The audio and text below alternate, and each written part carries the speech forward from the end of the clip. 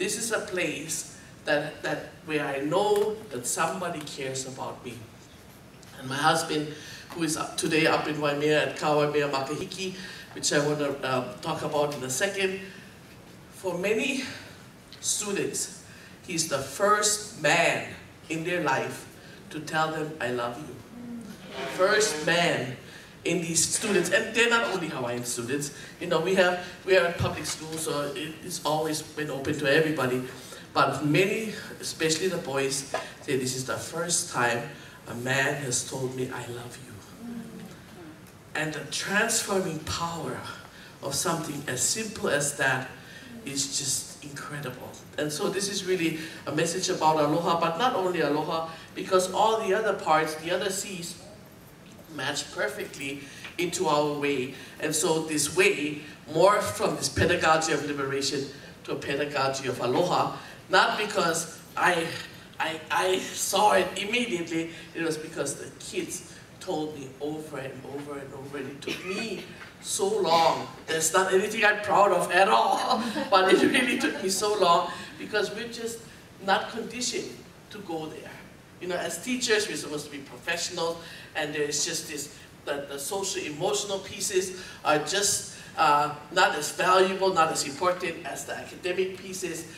But I can tell you that unless that part is there, the academic parts are going to be struggling, and many times can't be reached at all. The second C for me became community. And in Hawaii, we don't really have communities per se, we have ohana. Where we live, traditionally, we live as an ohana, an extended ohana. It wasn't like a village where you had unrelated people. Like Waipio, still today, everybody's related. Yeah, you go to Ka'u, hey, we're all cousins in some way or another. So for us, community means really ohana. And as an ohana, we have a kuleana, we have a responsibility, which is the third one, which is really this idea of commitment to take care, to malama, to take care of ourselves, to make sure that we recognize each other, that we help each other. So this reciprocal help, again, giving help and receiving help is part of this very much life. It says, Ike aku, ike mai, kokua aku, kokua mai, pelai, hola kadohona ohana. Our Proverbs tell us, recognize each other, help each other. That's how families work together.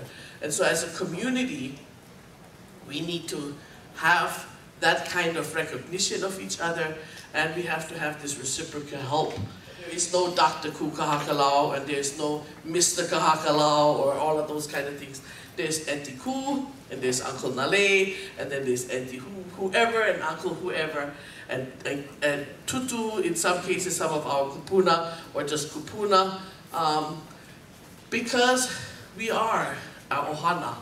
We are a family of learners, and as a learning ohana, we know that we have challenges, but we also know that we have collective power, that by all of us doing this kokua aku, kokua mai, this reciprocal helping each other, sharing and taking, which sometimes for Hawaiians is really hard. So it's really easy for us to help everybody. It's really hard to ask for help.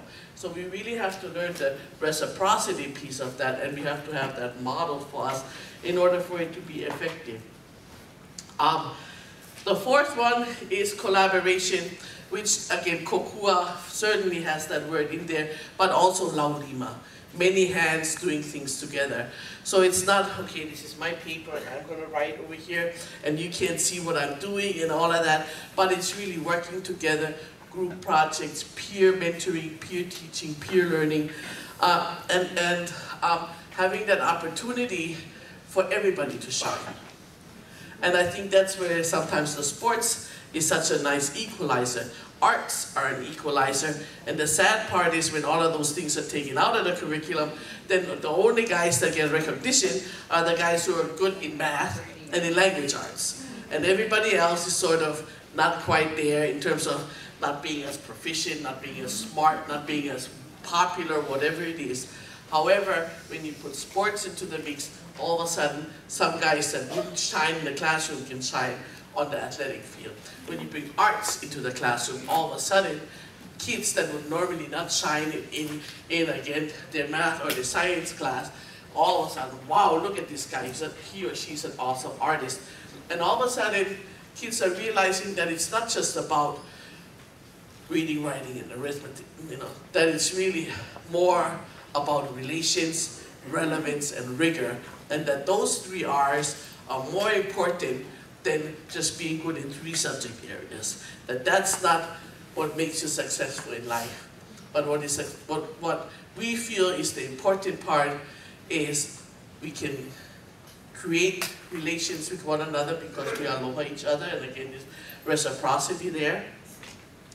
And maintain those relations because we kokua aku, kokua mai, we help one another. And through these relations, we are enriched. We find balance in the things that we need help with, and we are able to give in the things that we're strong. The other C for us is then critical thinking. Imi na awao. Our people, like everybody else, has always had a quest for learning. That's an innate, universal thing. All children want to learn. It's an innate thing to find out why are things happening, why is this that way, and why is this way, and how come this and that is happening here. Instead of finding out about it by reading a paper or looking at a textbook, going out into the environment, they're actually hands-on experiencing that learning. And so at Kahakalau, certainly while I was there, we did 50% in the environment, 50% in the classroom. So we had a project out in Waipio Valley. The kids used to go down there Monday morning, come up Thursday afternoon, every other week.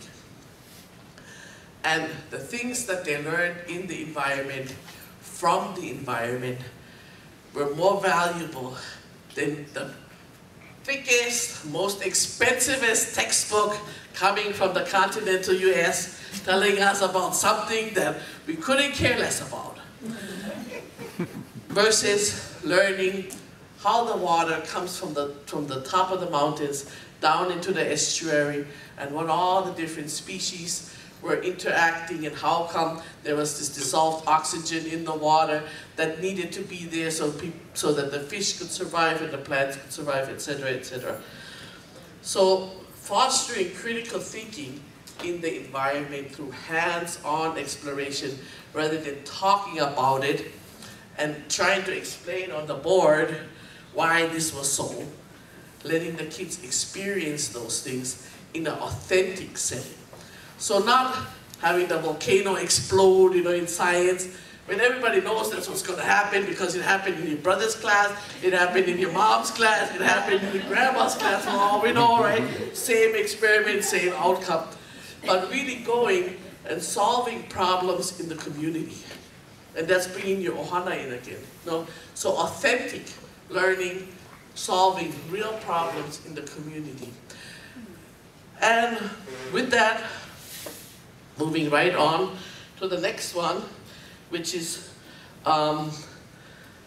conflict resolution. Why am I telling you all these things is because when a school and when a community is driven by aloha, then the kind of problems that other public schools experience are minimalized. So as far as bullying, we had multi-age. Okay? When the older ones are automatically responsible for the younger ones, there's no point for anybody bullying anybody else because it's very clearly defined what your role is and what your responsibility is. When you have the idea of working together as families, being really needing each other in order for things to get accomplished, then there is no point in, again, pushing and saying, oh, I want to be better, I want to be smarter, I want to get the A because it's going to be a curve, and if I don't get the A, that means I'm going to get the B, etc., kind of thing. And all of this kind of competition is eliminated. However, it does still happen, and especially among the girls with the gossiping, that was an issue. You know, girls will be girls, I guess, and gossiping can be a real big issue that can accelerate, and especially, as I said, for our girls, those were issues that we had. And so we had to really look at ho'oponopono, and I know Greg had it out there, as a traditional technique for us to deal with this gossiping issue. That was really our main issue. We didn't have any other major discipline problems or violent kind of problems. When you look at the statistics, Hawaiians are pretty much up there in terms of, you know, all the way to juvenile detention homes, etc., etc. But the gossiping was an issue. And so we use this traditional method of conflict resolution where you start with yourself. So it's not, she did this, and she said that, and she whatever, because as I said, it was primarily a female girl's issue. But it was I. I'm doing this, I'm doing that, I saw this, I feel that, and bringing it to myself. And once everybody heard how hurt somebody was, how scared somebody was, how embarrassed somebody was, then they started to think about that and said, well, maybe I shouldn't be saying these kind of things, because I really had no idea how deep these feelings went. And then finally comes to courage. Standing up as Native peoples in Hawaii, you know, we've experienced 125 years of occupation, an act of war that was acknowledged by the United States but never rectified. And here we are today as 21st century Hawaiians, and having to stand up and say that we deserve our own country, we deserve our own way of life, and having the right to have that choice. That doesn't mean everybody else has to leave.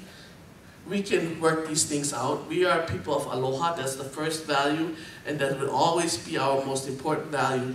But we have a right of schooling in our language, in our way, that works for us, that is relevant and real to us, and that makes us feel good about who we are, and perpetuates the proud traditions of our ancestors.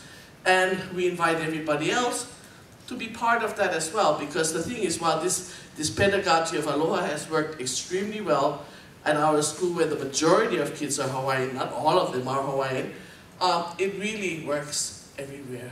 Aloha is going to be that trump card, not just here in Hawaii, but I think on a global basis. I think this is something that we can share with the world, that nobody has to be a winner, nobody has to be a loser. We can work together, we can take care of our land, so that we don't have, because we're in the Sudan. As far as food sovereignty is concerned, we're Sudan, you know. And as far as so many other things is concerned, from a Hawaiian perspective, we're in a third world country, with third world statistics, as I said, as a people. And so to look at what an education that is culturally driven, that's family oriented and community based can do for our people is something that we as Native people should be allowed to explore, because it will allow us to get back to this place of le'alea. Le'alea means fun. And so that was one of the things that people from the earliest European explorers, and then certainly the missionaries, noted over and over, you know, was our capacity and our drive to have fun. A place where le'alea is an important part of our way is something that we're working on.